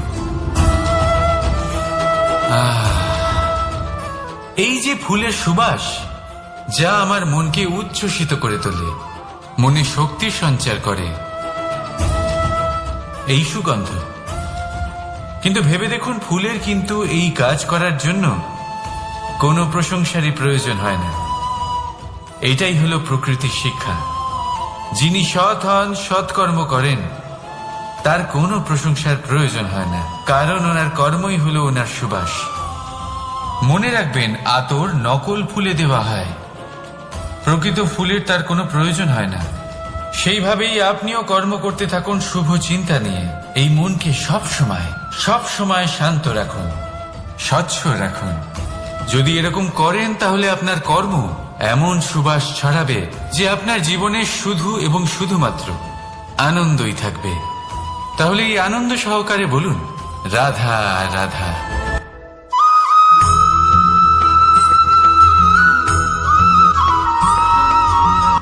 কর্ম এবং ফল দেখতে গেলে এই সমস্ত ব্রহ্মাণ্ড এই দুইয়ের মাঝেই স্থির হয়ে আছে।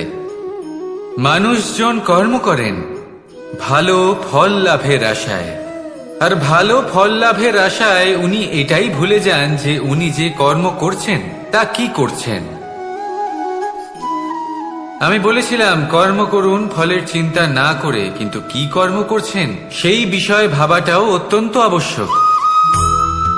নয়তো অনেক সময় আমরা এমন কর্ম করে ফেলি যা না চাইতেও বিষে পরিণত হয়, যা হয়েছে দুঃশাসনের সাথে, দুর্যোধনের সাথে, গুরু দ্রোণের সাথে।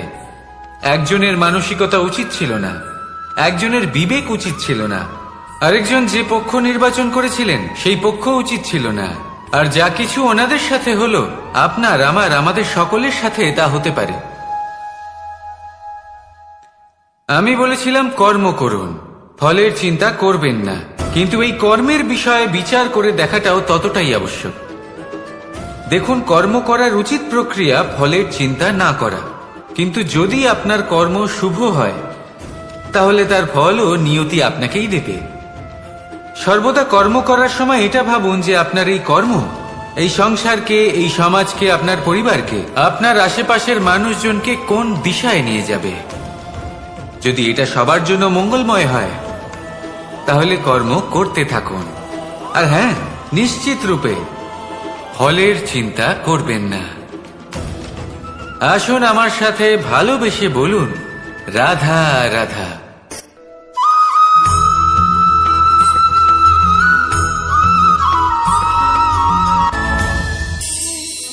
এই সংসারে এমন কোনো পর্বত নেই যা এতটাই উঁচু যে মানুষ তার শিখরে পৌঁছতে পারবে না, তাকে অতিক্রম করতে পারবে না। এই সংসারে এমন কোনো সাগর নেই যা কিনা এতটাই গভীর যেখানে মানুষ তার তলদেশে পৌঁছে ফিরে আসতে পারবে না।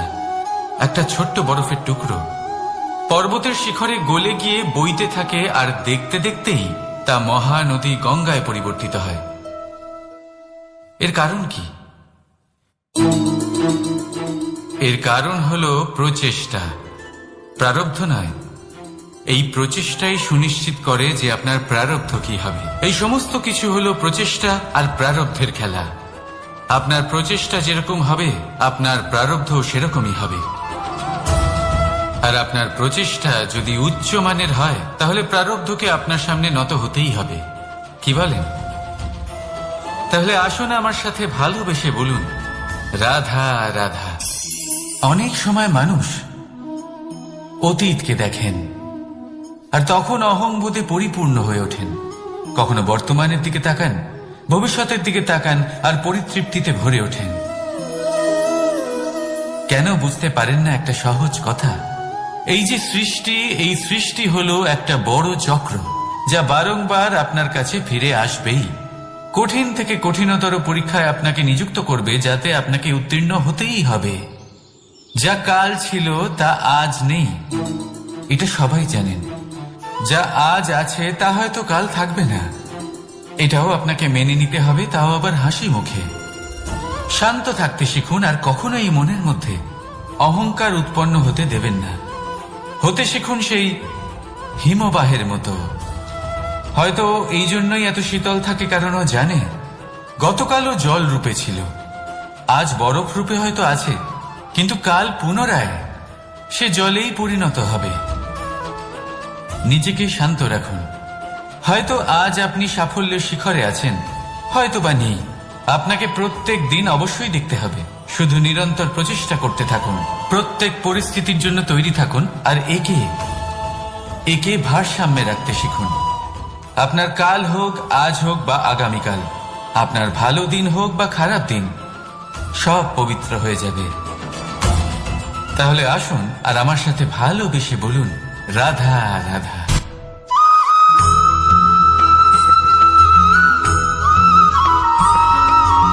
প্রতিশোধ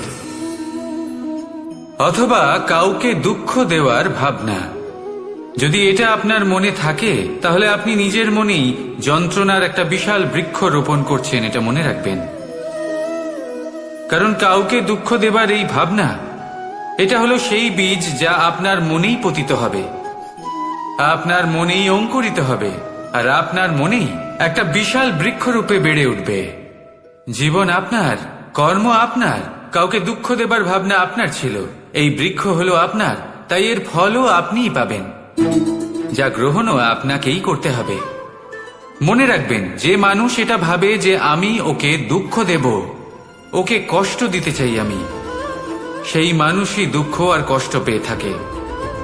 যদি সেই জায়গায় আপনি এটা ভাবেন যে আমি কাউকে সুখী করে তুলতে চাই, কাউকে সুখ প্রদান করতে চাই, তাহলে তারও বীজ আপনার মনেই রোপণ হবে, বৃক্ষে পরিণত হবে, যার ফলও আপনিই পাবেন। এখানে বিষয়টা হলো শুধু মানসিকতার চিন্তা, যা সত্য হয়ে আপনার সামনে আসে। তাহলে এই মানসিকতা শুভ করুন, সবার জন্য মঙ্গল কামনা করুন।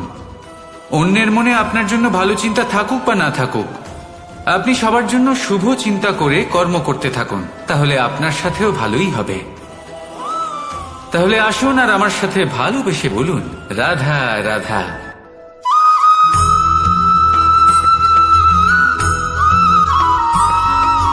দোল উৎসবে এই সমগ্র সংসার রং নিয়ে খেলা করে, কিন্তু এই রঙের সারমর্ম এই সংসার কি জানে? কখনো দেখেছেন একটা চিন্তিত মুখ শুধুমাত্র রঙের স্পর্শ পেয়ে আনন্দিত হয়ে ওঠে? দোলে আমরা কি করি? পুরাতনকে ত্যাগ করি আর নতুনকে স্বাগত জানাই। শিশিরকে বিদায় জানিয়ে এক সুন্দর এক নতুন ঋতুকে আগমন জানাই। দুশ্চিন্তা দূর করে আসার নতুন রঙে রঙিন হয়ে ওঠা, নিজেকে আনন্দিত করা, এটাই তো হলো দোল। এবার দোলের একটা ব্যাপার আছে, দুটো রঙে একসাথে রঙিন হওয়া যায় না। একটা রং উঠলে তবেই আরেকটা রং লাগা সম্ভব। আরো একটা প্রশ্নও রয়েছে, কোন রংকে তুলে দিয়ে কোন রং মাখানো যেতে পারে? যদি আপনাকে উদাহরণ দিই, লোভের এই রং, তা যতক্ষণ লেগে থাকবে আনন্দের রং লাগতে পারবে না। যা হয়েছিল দ্বারকাবাসী এবং সামন্তক মণির মধ্যে। ভ্রান্তির রং যতক্ষণ লেগে থাকবে সত্যের রং লাগতে পারবে না, যা হয়েছে রুক্মিণীর সাথে। আর হিংসার এই রং যতক্ষণ লেগে থাকবে প্রেমের রং ততক্ষণ লাগতেই পারবে না, যা হয় আপনার আমার সবার সাথে। তাহলে আসুন একসাথে মিলে দোল পালন করি এবং সবকিছুর উপরে বিজয় লাভ করি। অন্ধকারের স্থানে আলো, ভ্রান্তির স্থানে সত্যের, হিংসার স্থানে প্রেমের, আর লোভের স্থানে আনন্দের এই সুন্দর রং মাখাই। শত্রুতা, ঘৃণা, হিংসা এই সব কিছু ত্যাগ করি আর সকলের সখা হয়ে উঠি, আর ভালোবেসে বলি শুভ দোল। হ্যাঁ, ওটা তো আমরা অবশ্যই বলবো, রাধা রাধা।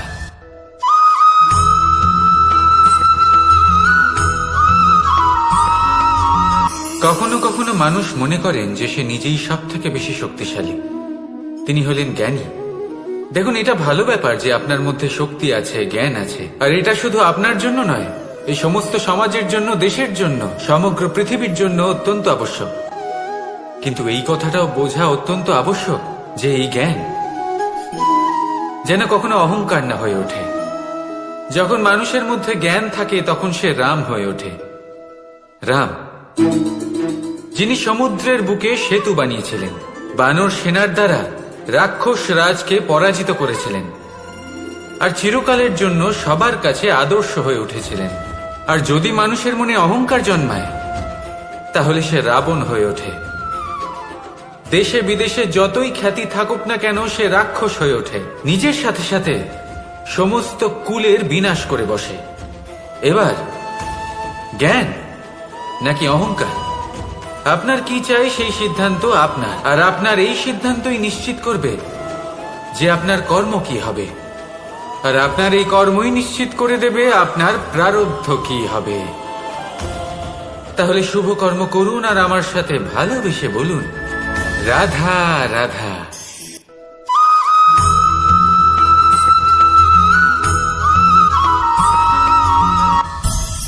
সংসারে অনেক সময় এরকম হয় যে আমরা খুব সমস্যায় থাকি, খুব বিপদের মধ্যে থাকি, আর সেই সমস্ত মানুষ যারা আমাদের কাছের মানুষ, আমাদের আপনজন, তারা আমাদের ত্যাগ করে চলে যান।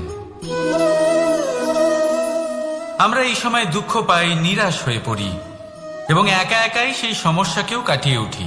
এবার পরিস্থিতি যেমন খুশি হোক না কেন, সেই সব মানুষ যারা এমন সময় আপনাকে ত্যাগ করেছেন, তাদের প্রতি ক্রুদ্ধ হওয়া, অভিমান করা, এটা অনুচিত। আমি বলবো তাদের প্রতি কৃতজ্ঞ থাকুন। আমি বলবো তাদের ধন্যবাদ জানান যে তারা এমন সময় আপনার সঙ্গ ত্যাগ করেছেন যখন আপনার তাদের সব থেকে বেশি প্রয়োজন ছিল। কারণ দেখুন, হয় তাদের বিশ্বাস ছিল যে আপনি নিজেই এই বিপদ থেকে বেরিয়ে আসতে পারবেন, বা তাদের ত্যাগ করার জন্য আপনি নিজের উৎসাহ বাড়িয়ে তুললেন, আপনি নিজের শক্তি বাড়ালেন এবং নিজে সেই সমস্যা থেকে বেরিয়ে আসলেন। নিজের খারাপ সময়কে আপনি নিজেই ভালো সময় করে তুললেন। শেষ পর্যন্ত আপনি আরো শক্তিশালী হয়ে উঠলেন, আরো শ্রেষ্ঠ হয়ে উঠলেন। আর এটাই তো আপনার বিজয়, যার কারণ হলো তাদের আপনাকে ত্যাগ করা। তাহলে তাদের ধন্যবাদ জানান আর আমার সাথে ভালোবেসে বলুন, রাধা রাধা।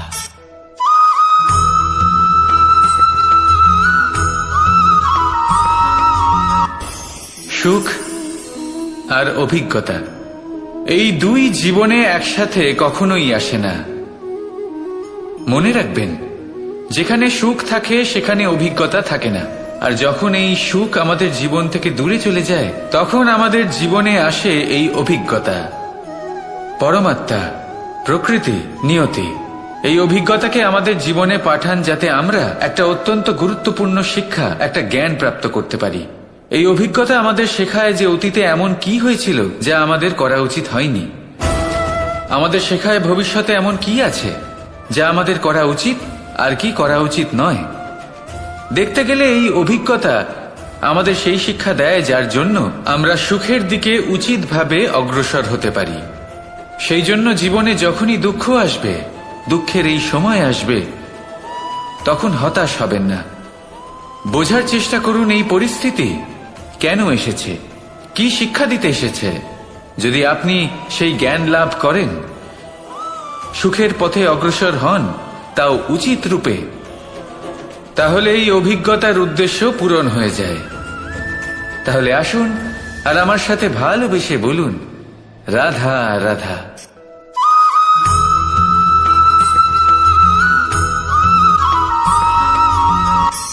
ধন, ধন হলো কারোর জন্য মোহ, আবার কারোর জন্য মায়া, কারোর জন্য হয়তো ভাগ্য, আবার কারোর জন্য কর্মের পারিশ্রমিক। দেখতে গেলে এই ধন হয়তো সবার জন্যই অত্যন্ত প্রয়োজনীয় হয়ে থাকে। সেই জন্যই তো মানুষ নিজের সমস্ত জীবন অতিবাহিত করেন এই ধন অর্জন করার জন্য। অনেক মানুষ এমনও হয় যাদের সমস্ত জীবন এই ধন অর্জন করতেই কেটে যায়। প্রত্যেক মানুষই চেষ্টা করেন যেন তিনি ধনী হন, যত সম্ভব বেশি ধন অর্জন করতে পারেন, সম্পন্ন থাকতে পারেন। আর তা হবে নাই বা কেন? কারণ এটাই হলো এমন এক বস্তু যা আদান প্রদান এমন নানান কাজে আসে। চেষ্টা তো সব মানুষই করেন, ধন অর্জন সব মানুষ করতে পারেন না।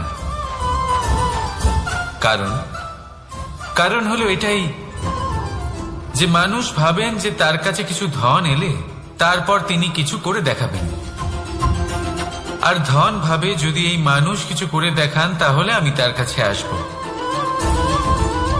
সেই জন্য কিছু করে দেখান, এমন শ্রেষ্ঠ কাজ করে দেখান যাতে ধন নিজেই আপনার কাছে ছুটে আসে। যদি আপনি ধন লাভের আশায় ছোটেন তাহলে আপনি নিজের সন্তোষ ভাব হারিয়ে ফেলবেন। কিন্তু এই সম্পত্তি যদি আপনার কাছে ছুটে আসে তাহলে আপনাকে মহান বলা হবে। সেই জন্য কাজ করুন, শ্রেষ্ঠ কাজ করে দেখান, দেখবেন এই ধন ফলস্বরূপ আপনার কাছে আসবেই আসবে।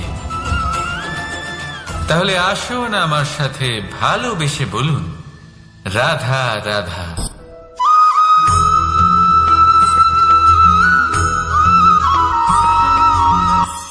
আজকাল আপনি দেখে থাকবেন যে মা বাবা শুধুমাত্র সন্তানকে ভালোবাসেন তা নয়, তাদের মোহেও জড়িয়ে পড়েন। বিদ্যালয়ে যখন পাঠান তখন সমস্ত সুযোগ সুবিধা দিয়েই পাঠান। চেষ্টা করেন যে সবসময় যেন সন্তান তাদের চোখের সামনেই থাকে। কিন্তু ভুলে যান এক অত্যন্ত গুরুত্বপূর্ণ কথা, যে সন্তানকে এক নতুন দৃষ্টিভঙ্গি দেওয়াই হলো ওনাদের কর্তব্য। সেই জন্য পুরাতন কালে শিষ্যদের গুরুকুলে পাঠানো হতো, বাড়ির থেকে দূরে। কারণ বাড়ি ছেড়ে যাওয়া এক সন্তানের জন্য, এক শিষ্যের জন্য অত্যন্ত শুভ লক্ষণ হয়। যখন সে বাড়ির থেকে দূরে, গৃহস্থের থেকে দূরে থাকবে, তখন এই সংসারকে সে এক নতুন দৃষ্টিভঙ্গি দিয়ে দেখবে, পরখ করবে, বুঝতে পারবে, আর সবকিছু নিজে থেকেই শিখে যাবে কখন আক্রমণ করতে হয়, কখন পিছু হটতে হয়, কিভাবে এই সংসারের সম্মুখীন হতে হয়। আর এটা আপনার দৃষ্টি ওকে শেখাতে পারবে না, ওর অভিজ্ঞতা ওকে শেখাতে পারবে। তাই মনে রাখবেন, যদি আপনি চান যে আপনার সন্তানের বিকাশ হোক, তাহলে অনেক সময় ওকে নিজের থেকে দূরে নিয়ে যেতে হয়। যদি মোহে আবদ্ধ থাকেন তাহলে ওর বিকাশ কখনোই হবে না। তাহলে আসুন আমার সাথে ভালোবেসে বলুন, রাধা রাধা।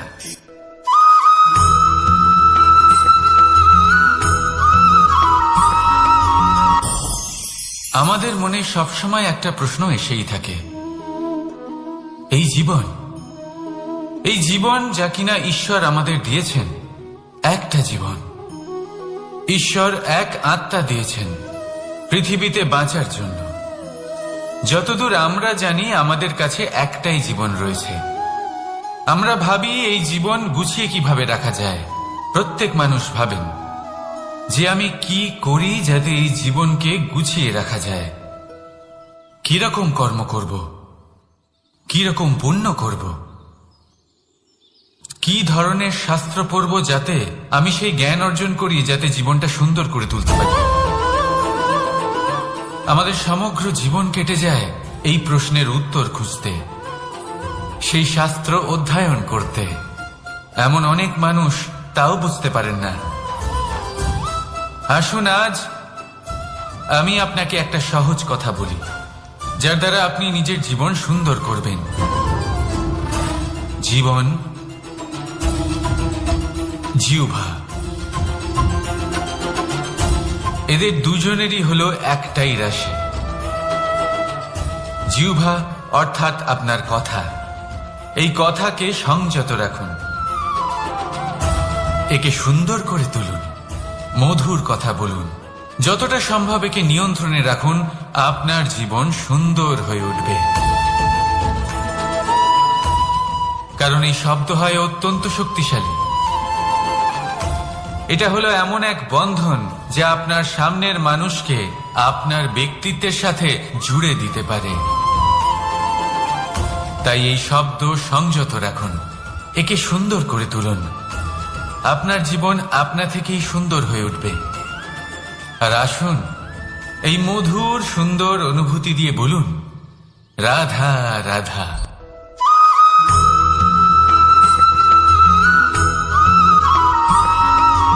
সমস্যা, কঠিন সময়, সংকট, বিপদ কার জীবনে নেই? প্রত্যেকের জীবনে আছে।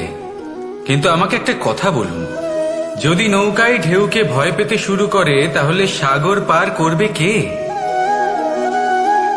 কখনো কোনো ছোট্ট পিঁপড়েকে দেখেছেন যে আকারে হয়তো ছোট হতে পারে কিন্তু বড় শিক্ষা দিয়ে যায়? কিন্তু আমরা শিখি না।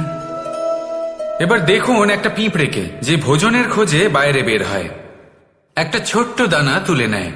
ছোট দানা তোলে কারণ তার থেকে বেশি সে তুলতেই পারবে না। সে দানা নিয়ে চলতে শুরু করে, কোনো দেওয়ালে উঠে পড়ে, আবার পড়েও যায়। সেই দানা দূরে কোথাও একটা পড়ে যায়, তা আবার খোঁজে, তুলে নেয়, আবার চলতে থাকে।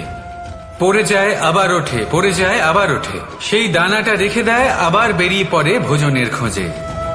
পরিশ্রম করতে থাকে কিন্তু হার মানে না। এই শিক্ষাই তো আমাদের প্রাপ্ত করতে হবে। নিরন্তর পরিশ্রম আর নির্ভীক হয়ে কর্ম করে যেতে হবে। এটাই হলো সাফল্যের মাধ্যম, এটাই হলো জয়ের মন্ত্র, অচ্যুত অজয় অস্ত্র। তাহলে আসুন আর আমার সাথে ভালোবেসে বলুন, রাধা রাধা।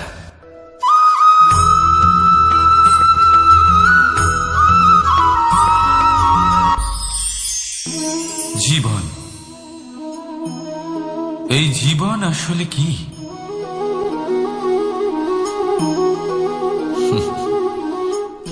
এই প্রশ্ন সবার মনেই এসে থাকে। সবার মন এই প্রশ্নের জন্যই চিন্তিত থাকে। এই জীবন আসলে কি, এর উদ্দেশ্য আসলে কি, কি করা যেতে পারে এই জীবনে? এই জীবন কি কিছু পাওয়ার, নাকি এই জীবন কিছু হারাবার? এই জীবন কি আসলে সেটাই যেখানে আমাদের পরমাত্মার খোঁজ করা উচিত, নাকি আমাদের ধাবিত করা উচিত নিজেদের স্বপ্নের লক্ষ্যে? এই জীবন আসলে কি? এই জীবন আসলে অত্যন্ত সরল। এ হলো শান্ত জলের মতো, একটা আয়নার মতো এই জীবন। এই জীবন আসলে ঠিক যেন এক আয়নার মতো। আয়না কি করে? আপনাকে সেটাই দেখায় যা আপনি করে থাকেন। আপনি হাসি মুখে আয়নার দিকে তাকান, আয়না আপনাকে আপনারই মুখ দেখাবে সেই হাসি সমেত। আপনি রেগে গিয়ে আয়নার দিকে তাকান, আয়না আপনাকে সেটাই দেখাবে। আপনি প্রসন্নভাবে হেসে আয়নার দিকে তাকালে আয়না আপনাকে সেটাই দেখাবে। এটাই হলো জীবন, একটা আয়নার মতো। আপনি এটা ভাববেন না যে এই জীবন আপনাকে কি দিয়েছে, বরং এটা ভেবে দেখুন যে আপনি এই জীবনকে কি প্রদান করেছেন। যদি আপনি এই জীবনকে সুখ প্রদান করেন, আনন্দ দিতে পারেন, ভালোবাসা দিতে পারেন, তাহলে এই জীবনও আপনাকে সুখ, আনন্দ আর ভালোবাসাই দেবে। তাহলে আসুন এই সুখ, আনন্দ আর ভালোবাসা দিয়ে বলুন, রাধা রাধা।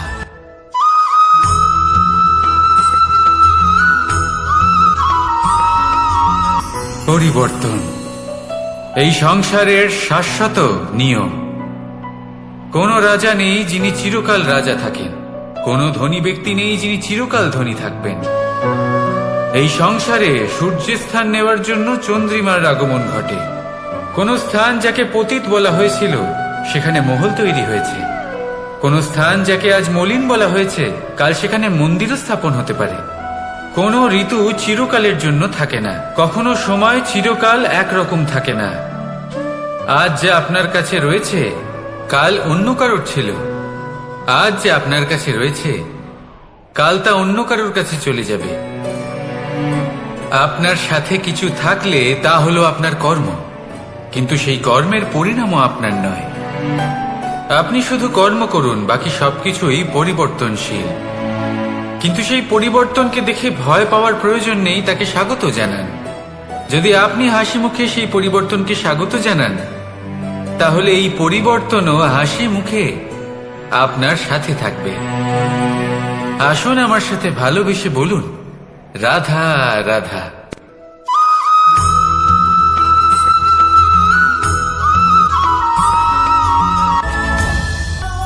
ধরিত্রীর বুকে গজিয়ে ওঠা এই দুব্য ঘাস দেখেছেন? দুব্য ঘাস যা আমাদের পাকে শীতল রাখে। এতে যদি বসেন তাহলে মনে হবে নরম কোথাও বসে আছেন। এত ছোট হলেও কিন্তু এর মধ্যে গুণ আছে অনেকগুলি, আর যতটা ছোট এটা ততটাই বড় শিক্ষক। কিভাবে? ভাবো, পাতা ঝরার মরশুমের পরে সমস্ত পাতা একত্রিত হয়ে থাকে। একটা ছোট ফুলকি সবাইকে জ্বালিয়ে দিতে পারে, সমস্ত পাতা পুড়ে ছাই হয়ে যায়। কিন্তু এই ঘাসের কিছুই হয় না, সে যেমন ছিল তেমনই থাকে। কারণ কি হতে পারে? প্রথম কারণ, এরা ছোট হয়। দ্বিতীয় কারণ, এরা বিনম্র হয়, বড়ই সহজে দমে যায় এরা। তৃতীয় কারণ, এদের মধ্যে নমনীয়তা থাকে। আপনিও নিজেকে এরকমই বানিয়ে ফেলুন। কখনো নিজেই নিজেকে কারোর থেকে বড় মনে করবেন না। নিজের এই মনকে বিনম্র রাখুন। এবং সব থেকে বড় কথা, নিজের এই মনে সহানুভূতি, প্রেম আর বিশ্বাসের নমনীয়তা বজায় রাখবেন। যদি এরকম করতে পারেন তাহলে জীবন সবসময় সুখে কাটবে। রাধা রাধা।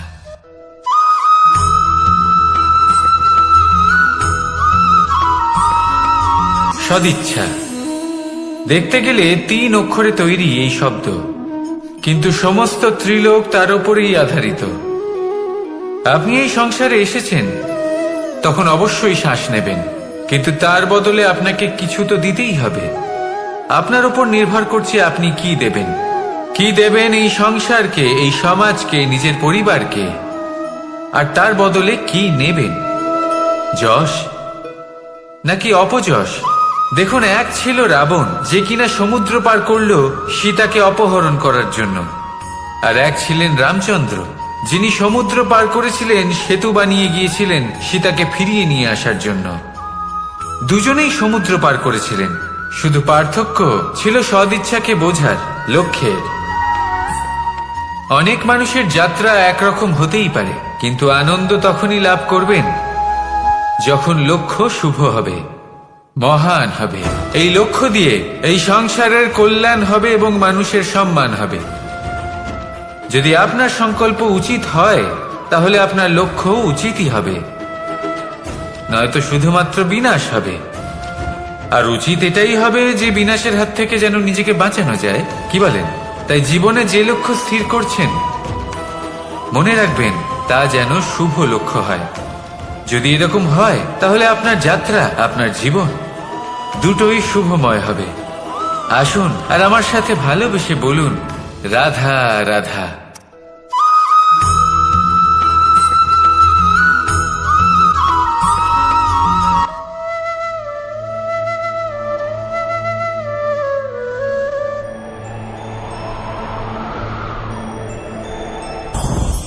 লোভ আপনার অন্তরের আরো একটা শত্রু। দেখতে গেলে এটা একটা শব্দ, একটা সংস্কৃত শব্দ, লব ধাতু থেকে উৎপন্ন হয়েছে। এর অর্থ কিছু লাভ করা। কিছু লাভ করা অনুচিত নয়, আরো কিছু লাভ করাও অনুচিত নয়, কিন্তু সব থেকে বেশি আমি লাভ করব, আমি আরো চাই, আরো বেশি চাই, আরো বেশি পেতে চাই, এটাই হলো লোভ। আর এই লোভ যখন গ্রাস করে, তখন আপনি যা পেতে চান, সে ধনই হোক বা মানই হোক, তা অর্জন করার জন্য মানুষ যে কোনো স্তরে পৌঁছে যেতে পারে। যদি মানুষ ধন অর্জন করতে চান, তাহলে তার জন্য তারা অধর্মের পথেও চলতে পারেন। যদি সম্মান অর্জন করতে চান, তাহলে অন্য মানুষকে ছোটও করতে পারেন। শেষ পর্যন্ত আপনার এটা মনে হতে পারে যে যদি একটু অল্পই প্রাপ্ত করতাম, কিন্তু ভালোবেসে প্রাপ্ত করতাম, এই জীবন আরো অনেক বেশি সুখী হতো। লোভ আপনার জীবনে, আপনার মনে কখন যে প্রবেশ করবে সেটা আপনি জানতেও পারবেন না। তাই এটা চিনতে শিখুন, আর তৎক্ষণাৎ জীবন থেকে বাইরে ফেলে দিন। যা কিছু লাভ করতে চান তা ভালোবেসে লাভ করুন, আর সেই ভালোবাসার সাথেই বলুন, রাধা রাধা।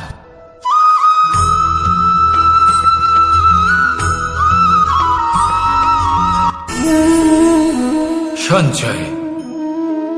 মানুষের যখন থেকে বোধ বুদ্ধি হয়, সঞ্চয় করতে আরম্ভ করে দেন।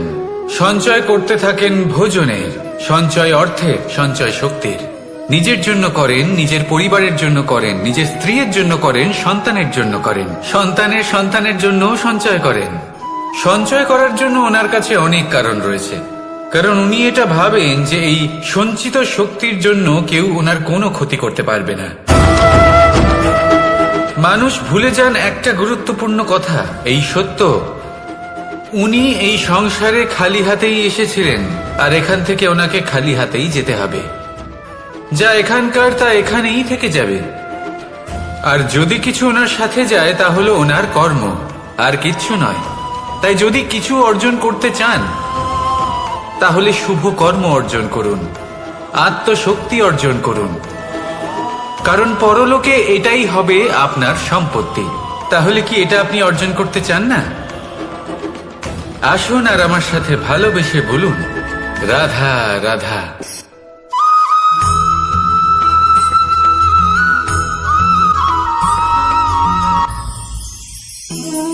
জীবনে ক্ষমা চাওয়া তাও কিছুটা সহজ, ক্ষমা করতে পারা অত্যন্ত কঠিন। ক্ষমা 2 অক্ষরের এই শব্দ হতে পারে, কিন্তু অত্যন্ত বড় এই শব্দ, অত্যন্ত গুরুত্বপূর্ণ এই শব্দ। কখনো কখনো অন্য কাউকে ক্ষমা করে দেওয়া তাও কিছুটা সহজ কাজ, কিন্তু নিজেকে ক্ষমা করতে পারা অত্যন্ত কঠিন হয়ে দাঁড়ায়। অতীতে যদি আমাদের এমন কোনো ভুল হয় যে কারণে আমরা নিজেকে ক্ষমা করতে পারি না, অনেক সময় এমন কিছু ভুল করে বসি যে বিষয় শুধু আমরাই জানি, কিন্তু আমরা নিজেকে ক্ষমাই করতে পারি না, আর আমাদের বিকাশ সেখানেই স্তব্ধ হয়ে যায়। কারণ যদি আপনি ক্ষমা করতে না শেখেন, নিজেকে ক্ষমা যদি না করতে পারেন, তাহলে তা আপনার জীবনের সবথেকে বড় বাধা হয়ে দাঁড়াবে। সেই জন্য জীবনে অবশ্যই শিখুন যে কিভাবে নিজেকে ক্ষমা করতে হয়, আর শিখুন যে আগের করা ভুল আবার কি করে না করা যেতে পারে। এই মন হালকা হবে আর প্রসন্ন হয়ে বলবে, রাধা রাধা।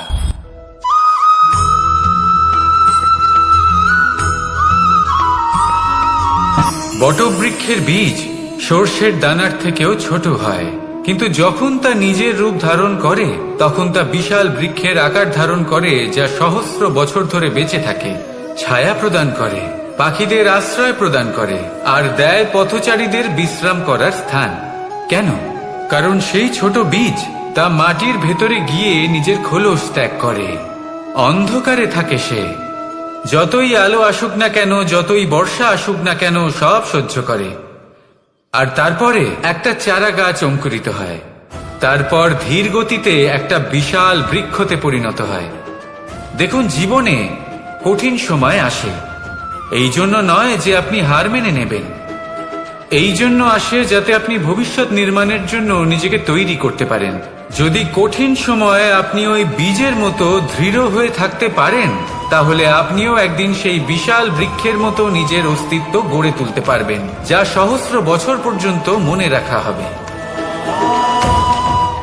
আসুন আমার সাথে ভালোবেসে বলুন, রাধা রাধা।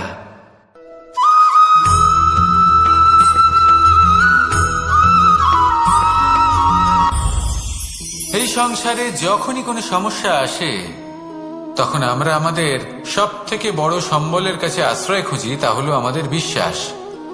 এবার প্রশ্ন হলো এটাই যে এই বিশ্বাস কার উপর করা যেতে পারে? পরিবারের ওপর, বন্ধুর ওপর, নাকি তাদের উপর বিশ্বাস করা উচিত যাদেরকে আমরা কখনো সঙ্গ দিয়েছি? দেখুন, এই সংসারে বিপদের সম্মুখীন হলে কে আপনাকে সাহায্য করবে সেটা নির্বাচন করা আপনার হাতে নেই। সেটা সেই সকল ব্যক্তির উপর নির্ভরশীল যে তারা আপনাকে সাহায্য করবে নাকি করবে না।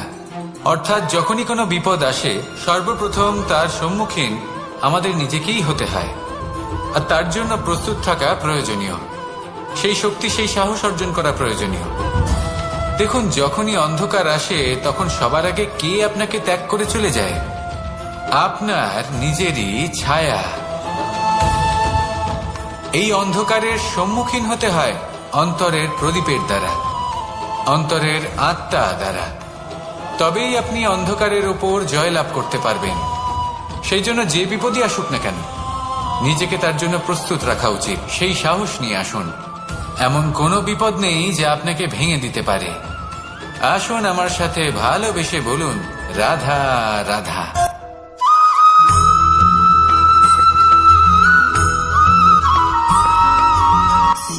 আপনি কখনো জীবনে সূর্যোদয় দেখেছেন? কত প্রশান্তিদায়ক, কত শক্তিদায়ক হয়। মনের মধ্যে যেন একটা নতুন প্রেরণা দান করে, একটা নতুন উৎসাহ। কিন্তু যদি আপনি উঠতে দেরি করেন, তাহলে আপনি এই সূর্যোদয় দেখতেই পাবেন না। ঠিক এরকমই হয় আমাদের জীবনেও। সুযোগ সূর্যোদয়ের মতো। যদি আপনি আপনার জীবনে দরকারের চেয়ে বেশি অপেক্ষা করেন এই সুযোগের সদ্ব্যবহার করতে, তাহলে এই সুযোগ আপনার অপেক্ষা কখনোই করবে না, তা চলে যাবে। সেই জন্য এদের সামলে রাখুন। সঠিক সময় আসলে এই সুযোগের সদ্ব্যবহার করুন, নিজের কর্মকে সম্পূর্ণরূপে সার্থক করুন। এটাকে এক মুহূর্তের মতো দেখুন। যদি এরকম করেন, তাহলে জীবনও সূর্যোদয়ের মতোই হবে। এতে সন্তুষ্টি থাকবে, গৌরব থাকবে, আর থাকবে শান্তি। রাধা রাধা।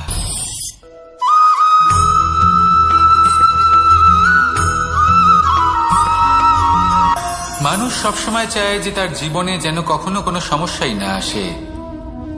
সে চায় তার জীবন যেন শুধুমাত্র শান্তি এবং সুখের দ্বারা পূর্ণ থাকে। কিন্তু এই চাহিদা অনুচিত কিছু নয়। আমরা সবাই এটাই চাই যে জীবনে সুখ থাক, শান্তি থাক। কিন্তু এই কথা সবসময় মনে রাখবেন, যে সূর্য উদিত হন সংসারকে প্রকাশমান করেন, দুপুরবেলায় সংসারকে রৌদ্র প্রদান করেন, সন্ধেবেলায় তাকেও অস্ত যেতে হয়। এবার আমাদের জীবন চক্র কিছুটা এরকমই। কোনো কিছুই চিরকাল একরকম থাকে না। কখনো এই নদীকে দেখুন, যা বয়ে চলেছে। এই নদী যা বয়ে চলেছে তার পথেও অনেক বিপদ আসে। বড় বড় পাথরের সম্মুখীন হয়ে তাকেও সামনে এগিয়ে যেতে হয়। একটি পুকুর যা চারদিক থেকে ঘেরা, তার জীবনে কিন্তু কোনো সমস্যা নেই। কিন্তু এই সংসারে পুকুরের পুজো করা হয় না, পুজো করা হয় নদীকে। মনে রাখবেন, সমস্যার ঊর্ধ্বে তিনি উঠতে পারেন যিনি সমাধি লাভ করেছেন, যিনি এই সংসারেই নেই। যিনি এই সংসারে আছেন এবং জীবিত আছেন, তার জীবনের সমস্যা হলো শ্বাসবায়ুর মতোই গুরুত্বপূর্ণ। আসুন আমার সাথে ভালোবেসে বলুন, রাধা রাধা।